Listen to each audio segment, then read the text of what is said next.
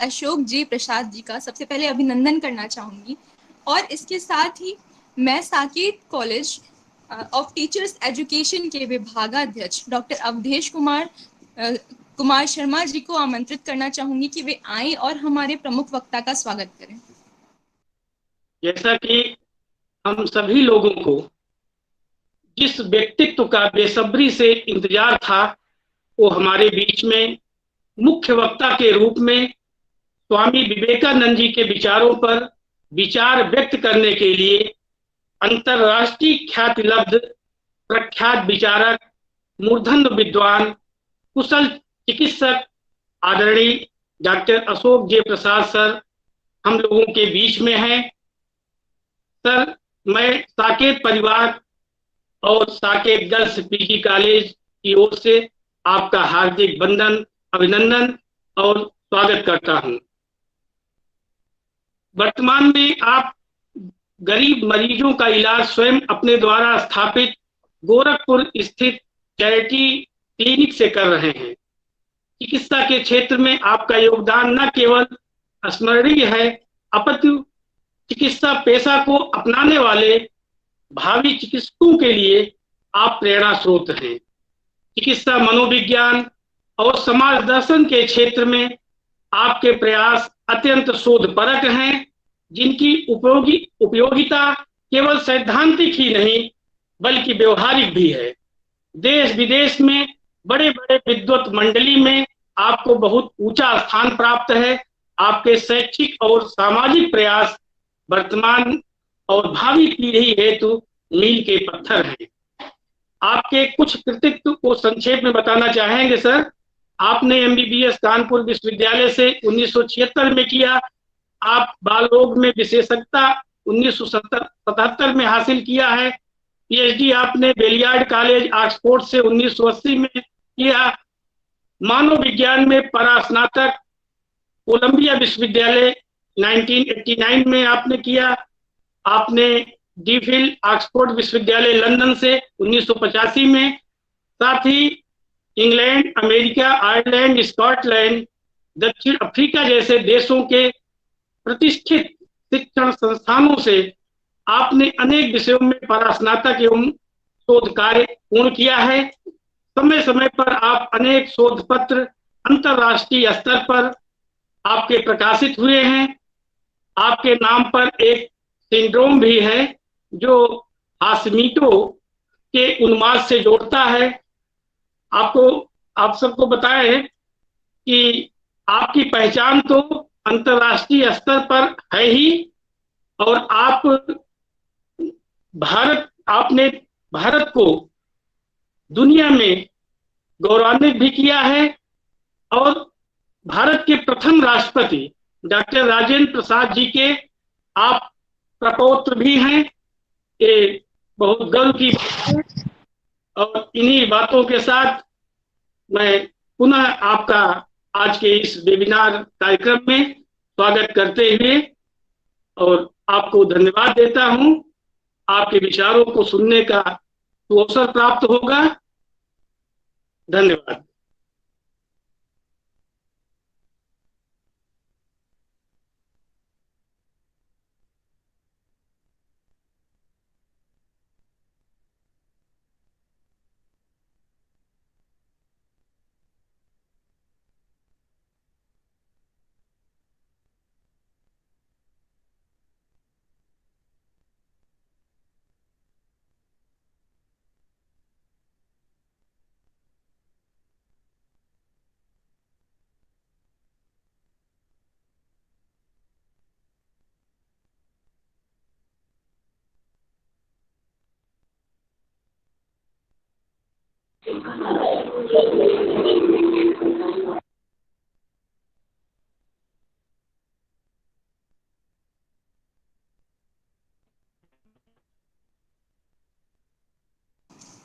Sir, आपकी voice नहीं आ रही है, शायद वो म्यूट है माइक।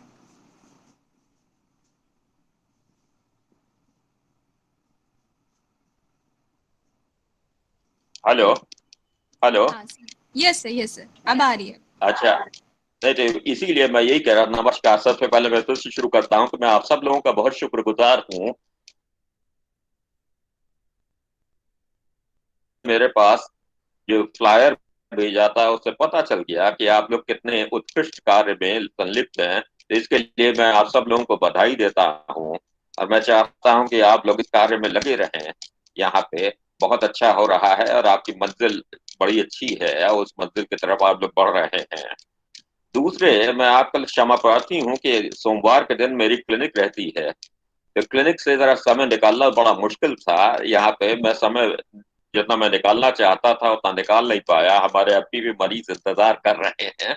और तीसरा, जो आजकल के छोटे बच्चे समझ जाते हैं लेकिन मेरे जैसे वयोवृद्ध नहीं समझ पाते, ये टेक्नोलॉजी से मुझे जरा, मैं उसमें उतना महारत नहीं हूँ। तो इस टेक्नोलॉजी की वजह से आपसे जोड़ने में बड़ी परेशानी हुई। और अभी मैं, जैसे आपने देखा कि भाई कुछ उसमें प्रॉब्लम हो गई थी, माइक में प्रॉब्लम हो गई थी, नेटवर्क में प्रॉब्लम हो गई थी, जो कि मैं पूरी तरह से समझ नहीं पाता। तो उसमें अगर आपको परेशानी हो तो मैं आपसे अभी से क्षमा चाहता हूँ। यहाँ तक इस विषय का सवाल है, अब विवेकानंद, स्वामी विवेकानंद ने, सॉरी, हेलो, अच्छा, स्वामी विवेकानंद ने वेदांत के स्वरूप में एजुकेशन को देखा। मैं हिंदी ही में बोलने की कोशिश कर रहा हूँ क्योंकि आप, मुझसे कहा गया था कि हिंदी में बोलना बेटर रहेगा। हालांकि मेरा अभ्यास अंग्रेजी बोलने का है लेकिन हिंदी में मैं बोल रहा हूँ यहाँ पे। वेदांत के स्वरूप में देखा गया है कि एजुकेशन और डिग्री लेने में, दो में बहुत फर्क होता है। हम लोग अभी तक जो करते चले आ रहे हैं, जो उन्होंने शिकागो एड्रेस के बारे में तो सब जानते हैं, लेकिन शिकागो एड्रेस के अलावा उन्होंने कई जगह और उन्होंने अपने प्रवचन दिए थे। उसमें उन्होंने एजुकेशन के बारे में कहा था और उसके बाद लौटते वक्त उनके साथ एक आ गई थी जिसके बारे में आप सब लोगों ने सुना होगा, एक आयरिश आ गई थी जो सिस्टर निवेदिका के नाम से वो प्रसिद्ध हुई। उन्होंने एजुकेशन के बारे में भी काफी लिखा कि एजुकेशन में इनका कितना दखल था। उन्होंने कहा कि हम लोगों को सबसे पहले समझना चाहिए कि आजकल के मॉडर्न परंपरा में डिग्री गेनिंग और एजुकेशन को सिनोनिमस माना जा रहा है, जो कि बहुत गलत है। डिग्री गेनिंग में तो आपको ठीक है, आपको नॉलेज वहां पर दी गई, नॉलेज की वजह का आपको एक सर्टिफिकेट मिल जाता है कि भाई ठीक है आपको यहाँ पर डिग्री मिली। अच्छा, उस डिग्री से जो आपने नॉलेज ली उससे आपने अपने आप को कितना, अपने सेल्फ एक्चुअलाइजेशन को कितना बढ़ाया, इसको एजुकेशन कहते हैं। ये उनकी जो स्पीच थी जो उन्होंने ये कलकत्ता में दी थी, उसमें उन्होंने साफ साफ कहा था कि टीचर्स का काम होता है कि माइंड्स को स्टिमुलेट करे। वो टीचर कभी ये नहीं रहता कि भाई मुझ में सारा ज्ञान है, मुझसे ही तुम ज्ञान ले सकते हो और जितना मैं बताता हूँ उसके अलावा अगर जो तुम्हें मिल रहा है वो सही नहीं है। टीचर कभी नहीं, टीचर हमेशा छूट देगा। वेदांतिक परंपरा में ये रहता है, वेदांतिक परंपरा में शास्त्रार्थ का रहा है। शास्त्रार्थ में यही होता था कि आप अपना एक धारणा लेके आए, दूसरे की धारणा हुई, अच्छा दोनों धारणाओं में कुछ मतभेद हुआ तो उस मतभेद को अपने उसी स्पिरिट में अगर आप जो करते हैं उसी को एजुकेशन कहते हैं। तो उसके लिए फॉर्मल शास्त्रार्थ की जरूरत नहीं है।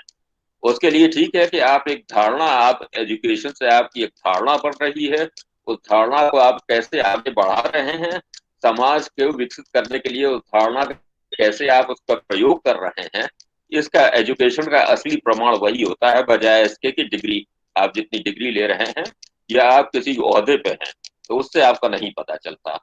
अच्छा, और स्वामी विवेकानंद के इस एड्रेस से, जो इस प्रवचन से सबसे ज्यादा प्रभावित हुए थे एक फिजिक्स के प्रोफेसर थे जो कि बाद में, उनके बाद अमेरिका गए, 2 साल अमेरिका रहे। उन्होंने इसी पे, एजुकेशन पे और वेदांत पे उन्होंने काफी प्रवचन दिया और उनके प्रवचन स्वामी विवेकानंद से भी ज्यादा पढ़ने में अच्छे लगते हैं। वह स्वामी रामतीर्थ के बारे में हम लोग उतना नहीं जानते, लेकिन वो हर कुछ अपना सब कुछ कहते थे स्वामी विवेकानंद से उन्होंने सीखा और आगे बढ़ाया। 32 साल की उम्र में उन्होंने यहाँ से महासमाधि ले ली, लेकिन जो उन्होंने लिखा, ज्यादा लिखा नहीं, उन्होंने पूरे 2 साल अमेरिका में रहे, उसमें उन्होंने पैसा नहीं छुआ, सिर्फ प्रवचन देते रहे, पैसा नहीं छुआ। और वो सब उन्होंने प्रेरणा जो ली थी, वो प्रेरणा उनके स्रोत थे स्वामी विवेकानंद। तो एजुकेशन में अगर हम लोग यही सबसे पहले, अगर ज्यादातर स्टूडेंट्स के दिमाग में अगर यही डाल दे कि एजुकेशन जो होता है वो अपने आंतरिक विकास का एक ये होता है। अच्छा, और एक्वायरिंग नॉलेज जिसके लिए आपके शिक्षण संस्थान है, और डिग्री गेनिंग, वो एजुकेशन का एक पहला स्टेप है, वो आखिरी स्टेप नहीं है। तो किसी को अगर हम लोग एजुकेटेड कहते हैं, तो एजुकेशन का ये मतलब नहीं कि वो डिग्री लिए है। एजुकेशन का ये मतलब ये है कि उस अपनी डिग्री को किस तरह से वो अपनी धारणा को अपने आगे बढ़ा रहा है समाज कल्याण के लिए। ये उनका कहना बहुत, इसमें बहुत उसमें था। इसके लिए कई तरह के टूल्स होते हैं, इसमें डिबेट हो सकती है, इसमें काफी डिबेट हो सकती है, लेकिन अंत जो होता है एजुकेशन के लिए आपका ये फॉर्मल स्कूल जाना वगैरह के। कई ऐसे लोग हैं जिनको स्कूल जाने का सौभाग्य प्राप्त नहीं हुआ है। जैसे स्वामी रामतीर्थ अक्सर कहा करते थे, कबीर कबीर कौन से स्कूल गए थे, उसके पहले रूमी कौन से स्कूल गए थे, ये लोग स्कूल नहीं गए थे। लेकिन ये सबसे एजुकेटेड लोगों का अगर लिस्ट ली जाएगी तो इसमें भी इनका नाम आएगा। तो अगर इसको लोग हम लोग समझ लें कि यहाँ पे पहला स्टेप है यहाँ पे एजुकेशन का ये मतलब नहीं होता कि आप डिग्री ले लें और उसके बाद आप किसी जॉब में लग जाएं। और अगर हर इंसान में ये होता है, वेदांतिक परंपरा में ये है कि थोड़ा बहुत पॉजिटिव चेंज वो समाज में ले आए। पर में कोई ऐसा इंसान नहीं है जिसमें ये कैपेसिटी ना हो कि थोड़ा सा पॉजिटिव चेंज ले आए। अगर वो पॉजिटिव चेंज ले आता है तो यही एजुकेशन का पर्पस है, इसी को आगे बढ़ाना है। मैंने भी 40 साल तक पढ़ाया है, मैं भी टीचर रहा हूँ, कई विषयों का मैं टीचर रहा हूँ। अच्छा, अल्टीमेटली हमारा रहता था ये जो डायरेक्टिव टीचिंग है कि भाई वहां क्लास में गए पढ़ा दिया, ठीक है, उसका भी अपना एक रोल होता है, लेकिन उसको एक्सक्लूसिविटी और उसकी प्राइमेसी जो करते हैं तो उसमें हम लोग एजुकेशन के साथ अन्याय कर रहे हैं। तो अभी मतलब मैं तो यही कहना चाहूंगा। अभी मैं देख रहा हूँ कि अभी हमारे पेशेंट्स का यहाँ पर आ रहा है, लेकिन अगर आप लोगों का अगर कोई इसमें शंका हो या अगर कोई सवाल हो तो मैं बताने के एक आध सवाल को बस मैं उसका कोशिश करूंगा कि उसका कुछ उत्तर दे दूं। Hello hello hello. हाँ, यस सर। अच्छा, क्या एम आई ऑडिबल? क्या आवाज आ रही है कि नहीं आ रही है? यस सर, आपकी आवाज आ रही है, आवाज आ रही है सर। अच्छा अच्छा अच्छा। क्योंकि अभी पेशेंट के साथ अभी 2:30 बज गए हैं, पेशेंट साहब आ रहे हैं यहाँ पे। तो आप एक कोई मतलब कोई अगर इसको सवाल है तो इसमें मैं कोई किसी को अगर कोई स्टूडेंट्स वगैरह को हो, स्टूडेंट्स के साथ इंटरेक्शन में जितना मुझे आनंद आता है उतना किसी में नहीं आता, किसी चीज में नहीं आता। तो स्टूडेंट्स यहाँ पे हैं कोई जो कोई सवाल उसमें कोई शंका हो जिसमें दूर करवाना चाहते हो?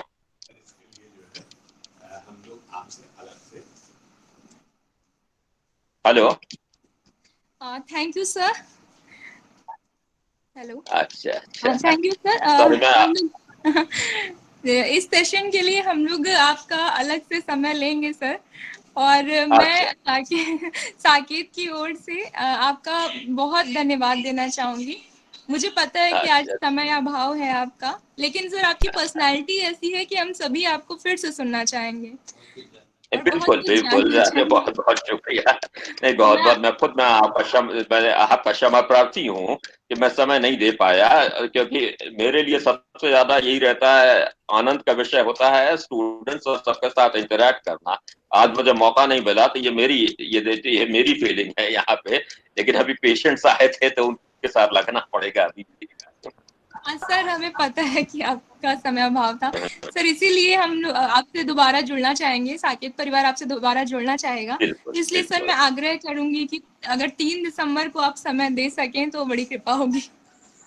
हाँ नहीं, 3 दिसंबर पे तो अभी काफी, देखिए आजकल तो कोविड का चल रहा है, तो 3 दिसंबर को क्या मुकाम आएगा इसका भी बताना बहुत मुश्किल है, 3 दिसंबर को क्या हो जाएगा बेसिकली। लेकिन ठीक है, हाँ, इन प्रिंसिपल हमें कोई परेशानी नहीं होगी, इन प्रिंसिपल तो ठीक है, 3 दिसंबर को आने में मैं आ सकता हूँ, मतलब इसी बात से जुड़ सकता हूँ। बेसिकली। थैंक यू सो लेकिन मच। हाँ, अभी 3 दिसंबर तो अभी बहुत दूर है आजकल के ज़माने में। कोविड का पैंडेमिक चल रहा है तो। हाँ सर, लेकिन आपका समय बहुत अमूल्य है और थोड़ा-सा, तो इसलिए मैंने आपसे नहीं, ठीक पहले से ही है, ठीक है। इसलिए। Okay, thank you so much okay. Sir.